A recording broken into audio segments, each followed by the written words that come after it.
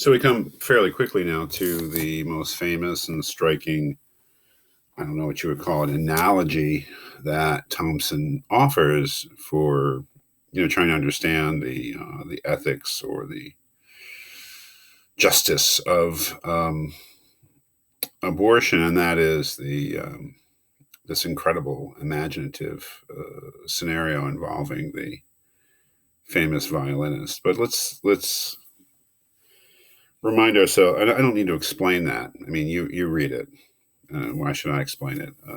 She explains it much better than I ever could. But let's look at what prompts that analogy, and that's again, I think on page 48. Is it? I'm sorry. Yeah.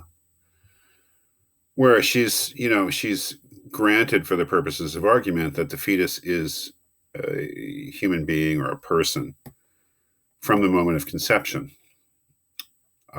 Where she says, how does the argument go from here? Something like this, I take it. Every person has a right to life, so the fetus has a right to life.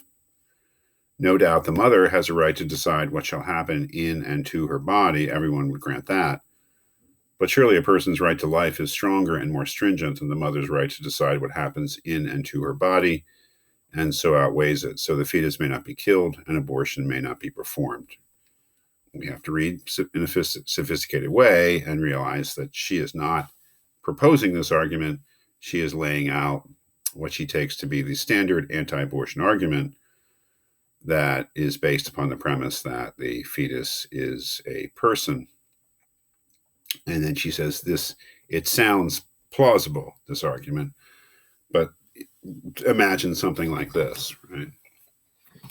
So what her long-term strategy here is to break down this argument, to say that, well, okay, if we grant that the fetus is a person, then certainly it has a right to life, and she doesn't dispute that. And certainly the pregnant woman, any human being has how does she put it, the right to decide what shall happen in and to her body. But normally, the anti-abortion argument is that the right to life is stronger than that right to bodily autonomy. Therefore, an abortion cannot be performed, morally at least. But then she asks you to imagine this situation in which, okay, you read it, but we know what it says. You're kidnapped. You wake up and you realize you're hooked up to somebody. You're sharing your blood with somebody. I don't know why she made it a famous violinist, but it makes it all the more striking and memorable. And you're told that this person needs to be hooked up to you intravenously, I guess, to live. And really, the question is, do you have the right to unhook yourself, or do you have the right to have someone unhook you? Depending, it's a big issue. And that's really the question, right? I mean, and you can see what she's done.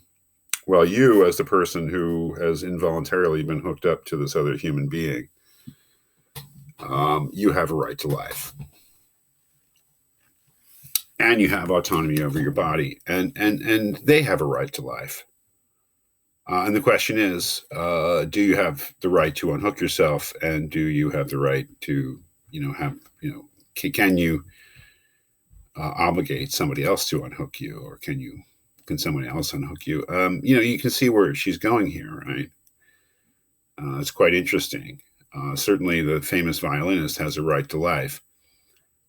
But does that mean they have a right to the use of your body, right? And that's what's so interesting. She starts this off in this way of thinking about abortion and generally speaking about issues like this, is that what does the right to life actually mean? You and I have rights to life. There's no question about it. Just as persons, we have rights to life. But what does that give us a right to?